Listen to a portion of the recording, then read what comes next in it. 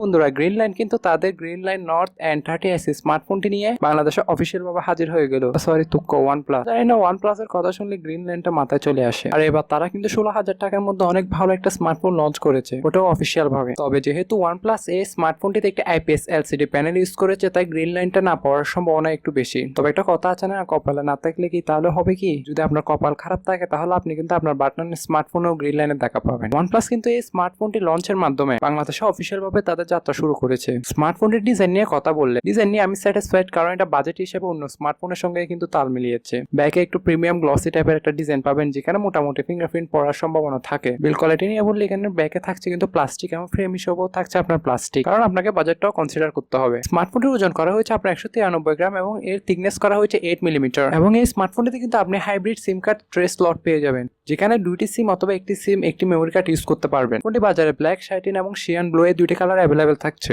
Overall বিল quality নিয়ে বললে বাকি সব স্মার্টফোনের সাথেও কিন্তু তাল মিলিয়েছে, তাই এতে বলার বেশি কিছুই নাই। ডিসপ্লে সেকশন নিয়ে বললে স্মার্টফোনটি ফোনটা আসলে আপনি 6.72 ইঞ্চি একটা IPS LCD প্যানেল পাবেন, যেটা 19Hz একটি ডিসপ্লে, এবং এটার রেগুলেশন হচ্ছে আপনার 1080x2400 পিক্সেল, এবং এটা রয়েছে কিন্তু 20.9 এসপেক্ট রেশিও, এবং ডিসপ্লেটি পিপিআই ডেনসিটি করা হয়েছে আপনার 392 পিপিআই ডেনসিটি। আমি যদি ওভারঅল ডিসপ্লে নিয়ে বলি তাহলে একটু পাঞ্চি কালার প্রোভাইড করেন, একটু ওয়ার্ম টাইপের বলতে পারেন। চিন এবং বেজেলের প্রসঙ্গে বলে, যেহেতু এটা একটি বাজেট ফ্রেন্ডলি স্মার্টফোন, তাই চিন এবং বেজেল অল ফ্রম সাইজ ইউনিফর্ম বলতে পারেন। তবে পোর্টস এন্ড বাটন নিয়ে বললে এখানে কিন্তু আপনি 3.5mm হেডফোন জ্যাকটি পেয়ে যাবেন, তার সাথে পাচ্ছেন কিন্তু স্টেরিও স্পিকার, যেটা আপনি 300% পর্যন্ত বাড়াতে পারবেন। তবে ওভারঅল আমি যদি ডিসপ্লে নিয়ে বলি, তেমন পাঞ্চি ডিসপ্লে না এটা, কিন্তু মোটামুটি এভারেজ আর কি বাজেট হিসাবে। প্ল্যাটফর্ম নিয়ে বললে স্মার্টফোনটিতে থাকছে out of the box Android 13, যার ব্যাকএন্ডে রয়েছে অক্সিজেন OS 13.1। OnePlus এর UI সম্পর্কে আমি এক্সট্রা করে কিছু নাই বললাম। তবে এখানে চিপসেটটাও আপনাকে হতাশ করবে না। স্মার্টফোনটিতে কিন্তু চিপসেট হিসেবে ব্যবহার করা হয়েছে MediaTek Dimensity 6070, যেটা 7 ন্যানোমিটার ট্রানজেকশনে তৈরি, যার ম্যাক্সিমাম ক্লক স্পিড হচ্ছে আপনার 2.2 GHz, এবং গ্রাফিক্স কার্ড হিসেবে ব্যবহার করা হয়েছে Mali G57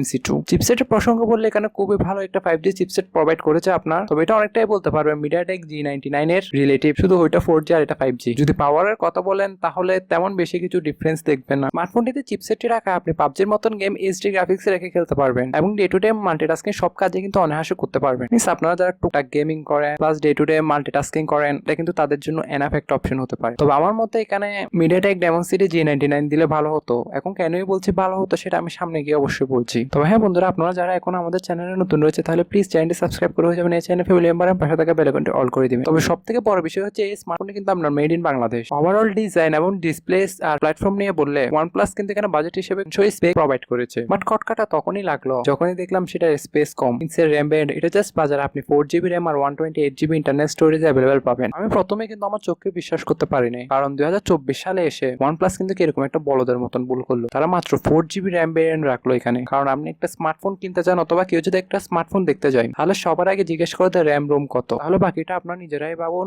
OnePlus কিন্তু এখানে সব দিক থেকে কিন্তু তাদের কারিশমা দেখিয়েছে। কারিশমা বলতে মোটামুটি মানানসই কারিশমা বলতে পারেন, বাট এদিক দিয়ে এসে কেন যে কিপটামিটা করলো জানি না। আমি বলেছিলাম যে এখানে MediaTek G99 চিপসেট ইউজ করা উচিত ছিল। এখন প্রশ্ন যাচ্ছে যে G99 এর সাথে এটা সম্পর্ক কি? হ্যাঁ বুঝলাম যে স্মার্টফোনটা একটি 5G স্মার্টফোন, তবে আমাদের বাংলাদেশে 5G কখন স্টার্ট হচ্ছে সেটার কোনো ঠিক ঠিকানা আমাদের নেই। এখন আমরা ভালো করে 4G পাচ্ছি না, 5G তো দূরের কথা। এখানে যদি তারা MediaTek Dimensity G99 প্রসেসরটা দিত আর র্যাম টাইপ হিসেবে যদি 6GB র্যাম কত, তাহলে এটা একটা বেস্ট অপশন হয়ে যেত। তবে তারা তো আর আমার কথায় চলবে না। অথবা স্মার্টফোনটি নিয়ে আপনি ডে টু ডে মাল্টিটাস্কিং করে খুবই ভালো একটা এক্সপিরিয়েন্স পাবেন, বাট ব্যাকগ্রাউন্ডে কিন্তু বেশি অ্যাপ প্লে করতে পারবেন না, আর মোবাইলেও কিন্তু বেশি অ্যাপ রাখতে পারবেন না। মিন্স স্পেসটা সম্পূর্ণ কেটে নেয় আর কি। ক্যামেরা সেকশন নিয়ে বললে এর ব্যাকে থাকছে ডিউল ক্যামেরা সেটআপ। ক্যামেরা বাম্পটাও দেখতে পাচ্ছেন, খুবই বড় বাম্প একটা, যেখানে প্রাইমারি ক্যামেরা সেন্সর হিসেবে থাকছে 50 মেগাপিক্সেলের মেইন ওয়াইড, দেন সেকেন্ডারিতে রয়েছে 2 মেগাপিক্সেলের একটি ডেপথ। ব্যাক ক্যামেরা দ্বারা সর্বোচ্চ আপনি 1080p 30fps ভিডিওগুলো শুট করতে পারবেন। তো ব্যাক ক্যামেরা থাকছে না কোনো OIS আর 4K ভিডিওর অপশনও। তো ব্যাপারটা এদিক দিয়ে আমার একটু খারাপ লেগেছে, তারা মেইন ক্যামেরা কোয়ালিটিও হালকা স্কিপটামো করেছে। সেলফি ক্যামেরা নিয়ে বললে স্মার্টফোন আসলে আপনি 8 মেগাপিক্সেলের একটি সেলফি ক্যামেরা পাবেন, এবং এটি দ্বারা আপনি 1080p 30fps ভিডিওগুলো শুট করতে পারবেন। ওভারঅল যদি আমি ক্যামেরা কোয়ালিটি নিয়ে বলি, তাহলে দিনের আলোতে আপনি মোটামুটি ভালো লেভেলের ছবিগুলো তুলতে পারবেন। ওই যদি রাতের আলোতে ছবি তুলেন তাহলে কেন যায় না ক্যামেরার মানটা হারিয়ে যায়। তবে আপনি নাইট মোড চালু করে ছবি তুলতে পারেন, তাতে তেমন একটি পার্থক্য দেখবেন না, শুধু হালকা 19-20। আর স্মার্টফোনটিতে কিন্তু আপনি NFC পে সুবিধাও কিন্তু পেয়ে যাবেন। আর স্মার্টফোনটিতে কিন্তু সিকিউরিটির জন্য ব্যবহার করা হচ্ছে সাইড মাউন্টেড ফিঙ্গারপ্রিন্ট সেন্সর, যেটা মোটামুটি ফাস্ট এবং অ্যাকুরেট বলে জানা গিয়েছে। আর সেন্সর নিয়ে বললে কিন্তু এজেন্সির সব সেন্সর এখানে অ্যাভেলেবল থাকছে। আপনার ধরুন এক্সক্লোমেট্রি, জাইরো, কম্পাস, প্রক্সিমেট্রি এক্সেট্রা এক্সেট্রা। এর প্রসঙ্গে বললে স্মার্টফোনটিতে থাকছে 5000 mAh এর ম্যাসিভ একটি ব্যাটারি, আর বক্সে কিন্তু প্রোভাইড করেছে আপনার 33 ওয়াটের একটি ফাস্ট চার্জার। আর OnePlus কিন্তু এটা ক্লেম করেছে যে বক্সে থাকা চার্জারটি দ্বারা আপনি আপনার স্মার্টফোনটিকে 0 to 50% চার্জ করে নিতে পারবেন, ওটাও 30 মিনিটে। আর ব্যাটারি র্যামের ব্যাকআপও আপনি 1 থেকে 1.5 দিনের মতন পেয়ে যাবেন।